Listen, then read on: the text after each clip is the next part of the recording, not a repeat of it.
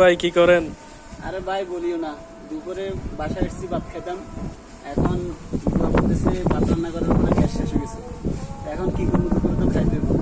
এখন একটা ডিম ভাজতে নিলাম, এখন গ্যাসও না, কি করার। এখন যে রোদ পড়তেছে, চিন্তা করলাম যে রোদের ভিতরে একটা ডিম ভাজা যায় কিনা, এটা চেষ্টা করতেছি হয় কিনা। এখন দুপুরে তো খাইতে হবে, দেখি ডিম হয় কিনা। আগে একটু তেল তেল দিতে হবে, একটু তেল নিছি, দেখি তেলগুলো কি। ঠিক আছে, তেল দিলাম, তেল দিয়ে একটু লাড়া টাড়া দিই। ঠিক আছে, একটু লাড়া দিছি, দেখি এবার চাই ডিম হয় কিনা। তেলগুলো একটু ভালো করে লাড়া দিই, রোদের ভিতরে ডিম ভাজা যায় কিনা আজকে আমরা টেস্ট করব।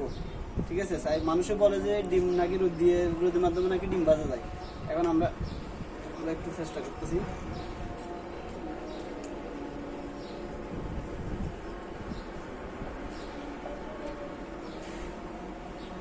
হইতেছে,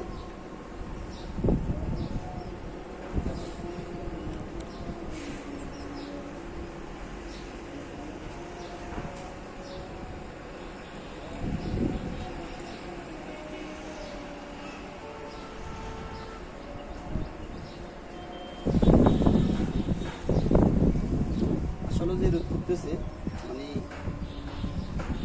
রোদের রোদের কারণে অনেকে অসুস্থ হয়ে যাচ্ছে, কিন্তু আমার মনে না যে এই রোদে একটা ডিম ভাজা যায়।